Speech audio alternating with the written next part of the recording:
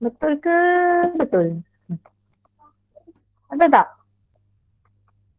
Soalan objektif untuk topik acid and base, soalan analisis bertopik ni ada lagi 2 soalan terakhir. Kita dah habis discuss belum?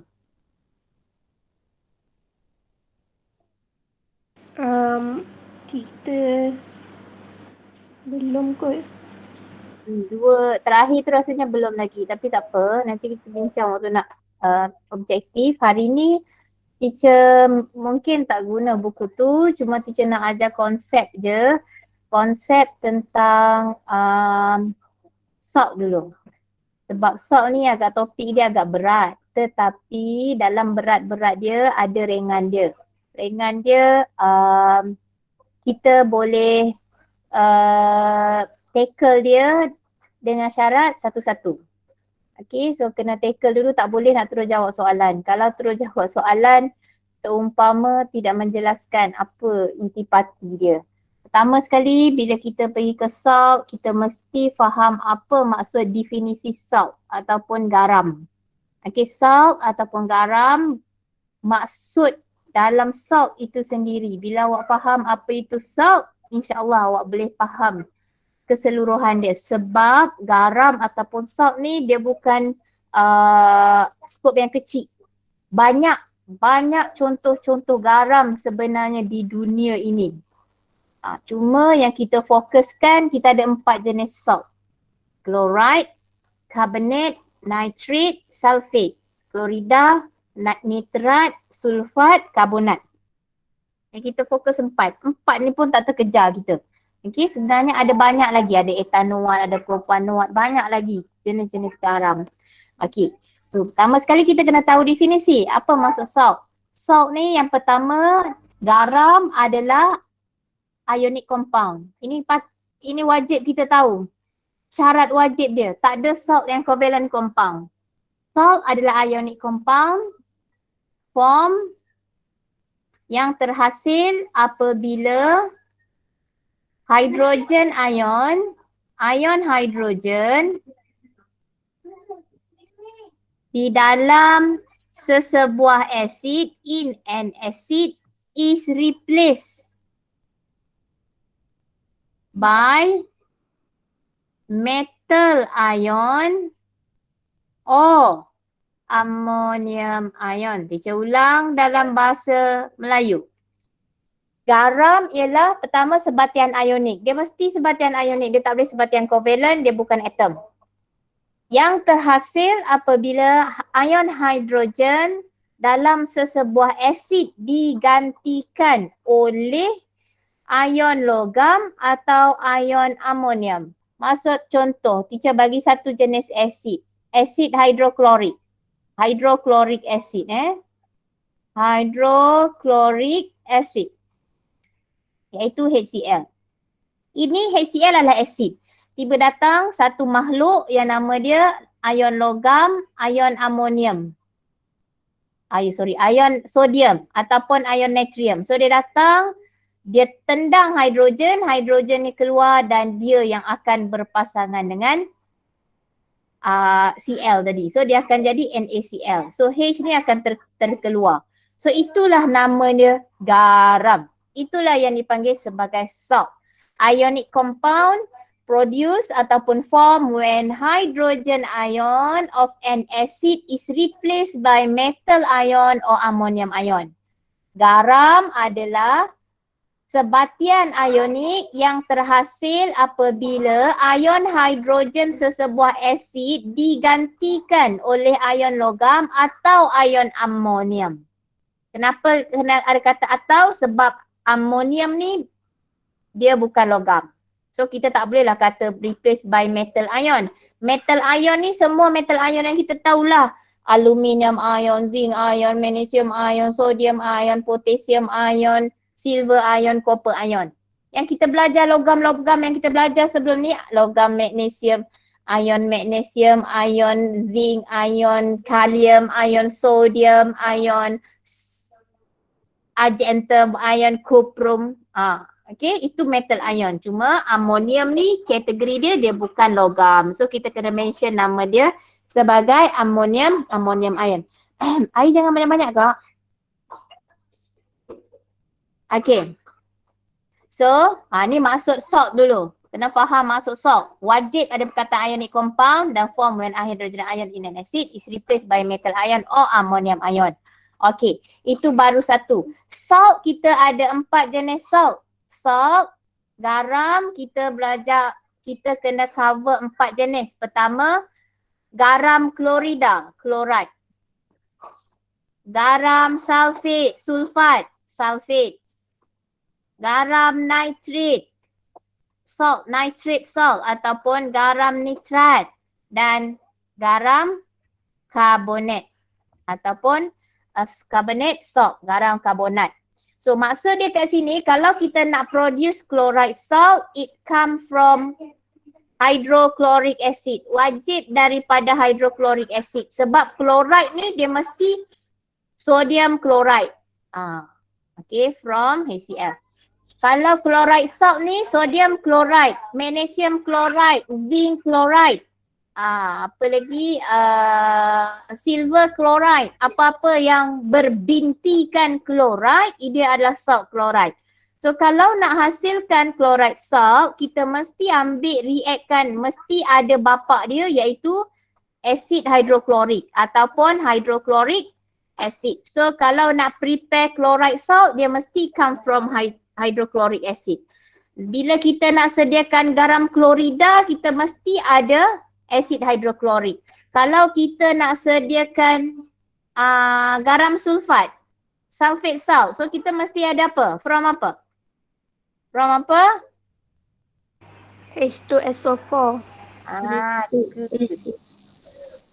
Pandai. From H2SO4 ataupun kita panggil sebagai sulfuric acid, acid sulfurik. Kalau kita nak prepare sulfate salt, garam sulfat, dia mesti daripada acid sulfurik ataupun sulfuric acid. Kalau untuk garam nitrate, it must, no matter what, tak ada siapa, mesti daripada nitric acid, acid nitric. Sebab tu formula of acid you have to remember. Hydrochloric acid HCl, sulfuric acid H2SO4, nitric acid HNO3. Dan untuk carbonate salt, it come from carbonic acid H2CO3. Okay, for your information, carbonic acid is the example of diprotic acid which is weak acid. Asid karbonik adalah contoh asid diprotik yang asid lemah. Okay, jarang-jarang dengar tentang carbonic acid. Tapi kalau nak prepare carbonate salt daripada asid, boleh pakai carbonic acid. Okay. Okay, itu settle type of salt. Lagi satu sebelum bagi ke next subtopik, kena tahu pula tentang solubility of salt. Keterlarutan garam. Keterlarutan garam. Saya selalu ingat. Ini adalah titisan air. Kita tahu kalau air kan, titisan air kan dia macam ni kan. Ini adalah titisan air. Oh, terhilang. Ini adalah titisan air, water droplets. So bila teacher lukiskan dia dekat dalam ni, ini water droplets. Dia kut lah. Kata apa teacher tu lukis tu, teacher lukis belon ke? Ini adalah titisan air, melambangkan garam-garam yang larut dalam air. Melambangkan salt which is soluble in water. So ini adalah air. Pertama sekali ingat, all amnak salt, all. Semua larut dalam air. Apa maksud amnak? Apa-apa yang amonium, tak kisah bapa dia siapa. Kita belajar 4 ayah. Ayah yang bernama chloride, sulfate, nitrate, carbonate. So maksud dia amnak salt ni tak kisahlah dia bapa dia siapa, ammonium chloride, ammonium sulfate, ammonium carbonate, ammonium nitrate, dia always soluble, always soluble. Amnak always soluble in water.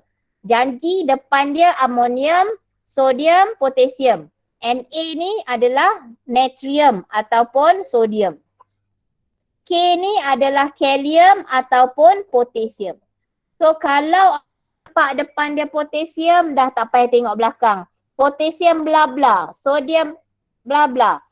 Amonium bla bla. Dia adalah sentiasa larut dalam air.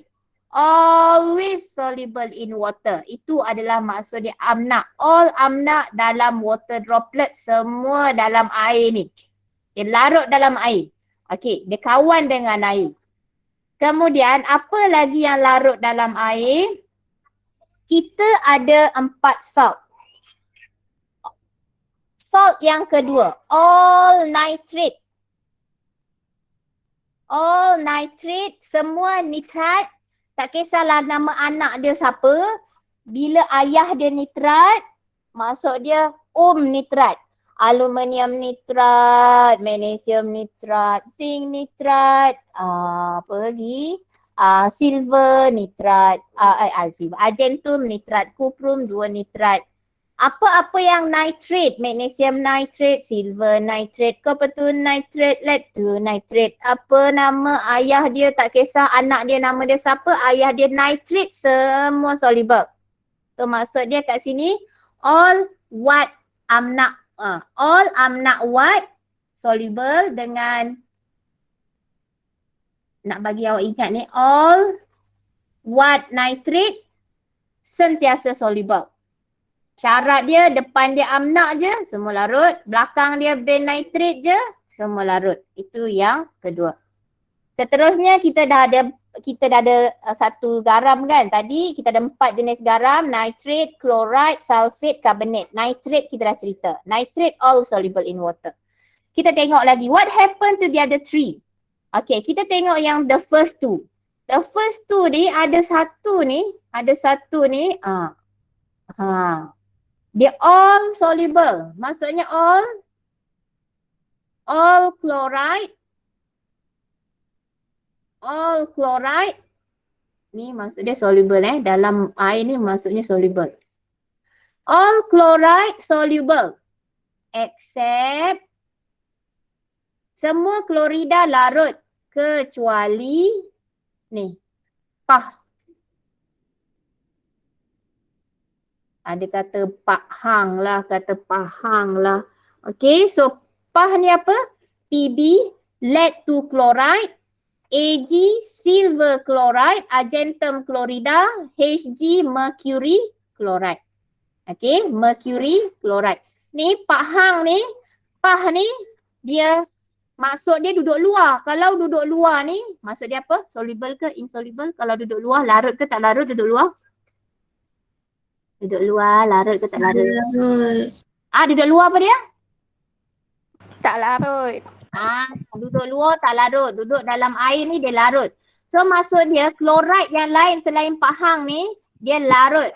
Maksud contoh dia magnesium chloride, aluminium chloride, natrium chloride, sodium chloride, potassium chloride, semua larut. Potassium dengan sodium memang sentiasa larut kan? Tak payah cerita lah. Maksud dia chloride yang lain, zinc chloride, barium chloride, dia larut. Yang tak larut hanya plumbum, argentum, mercury. Okay. Dan yang kedua, tadi ni yang kedua kan, garam yang kedua, garam klorida, tadi nitrat, klorida. Yang seterusnya adalah sulfat ataupun sulfate. So yang ni all sulfate ataupun semua garam sulfat soluble. Except, hebat yang kecil tu dia macam ni. Except P-baca. So yang tak larut ni sulfate, P-baca, chloride, pahang. Ataupun pah ataupun kata pantai cahaya bulan pun boleh. Untuk sulfate, mana yang awak selesa. So P-baca. P-baca ni apa? PB, plumbum ataupun lead. Lead 2 sulfate, plumbum 2 sulfat, barium sulfate, barium sulfat, calcium sulfate, calcium sulfat is insoluble. Sulfate salt yang lain, the rest yang lain tu, garam sulfat yang lain larut. Contoh dia magnesium sulfat, zinc sulfat, aluminium sulfat, cuprum 2 sulfat, argentum sulfat, silver sulfate, semua larut kecuali P-baca. kita dah pergi berapa jenis salt? 1 nitrate, 2 chloride, 3 sulfat. Okey. So kita pergi pula yang degil ni karbonat. Karbonat kat mana? Duduk luar ni. Dia isolate. Dia terpinggir karbonat. Okey. So karbonat, all carbonate salt is insoluble. Sudah terbalik. Is insoluble. Kalau tadi semua soluble, all soluble except 3 ketui. Tapi kalau untuk all carbonate salt insoluble. Semua tak larut, duduk luar. Except siapa? Ni yang duduk dalam ni, VIP ni. Except amnak. Maksud dia except amnak karbonat. Maksud dia amnak karbonat ni dekat mana? Ni duduk dalam ni, VIP duduk atas kali ni. Maksud dia amonium karbonat, natrium karbonat, kalium karbonat.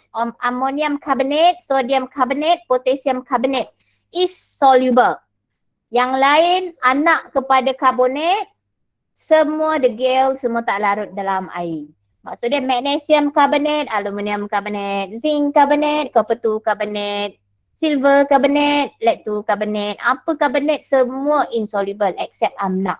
So itu dalam teori solubility of salt mesti kat ujung jari. Kalau dia kata okay, magnesium sulfate soluble or not? Magnesium sulfat larut atau tak? Magnesium sulfat larut atau tak? Magnesium sulfat. Magnesium sulfat larut ke tidak? Larut. Pandai. Okey. Argentum chlorida, silver chloride, larut ataupun tak? Tidak. Kita jaga-jaga. Calcium sulfat, calcium sulfate, larut ataupun tidak? Tak. Tak. Tidak. Pandai. Okey. So nampak tak ada lama lah. Sebab nak pergi next. Okey. So benda ni mesti mahir. Teacher tak hafal. Tengok banyak-banyak. Sebut banyak-banyak. Test diri sendiri banyak-banyak. InsyaAllah lepas tu mahir. Okay. So sekarang baru kita nak tengok teknik preparation of salt. Okay. So dapat setengah dah. Okay. So ni kena maksud dia kena hold dululah. Okay. Tak apa. So kita sikit lagi. Kita tak pergilah preparation ni. Cuma teacher nak tambah sikit lagi lah celoteh dia ni. Okay. Preparation of salt. Penyediaan garam. Preparation of salt. Preparation of salt ada 3. Dia bergantung kepada the solubility of salt. Bergantung kepada keterlarutan garam tu. Okay. Preparation of salt yang pertama adalah untuk soluble salt of amnak. Untuk garam terlarut amnak. Maksud dia siapa yang nama dia amonium depan, sodium depan, potassium depan kena pakai cara ni. Cara yang pertama, kaedah name of technique. Nama teknik dia titration. Pentitratan.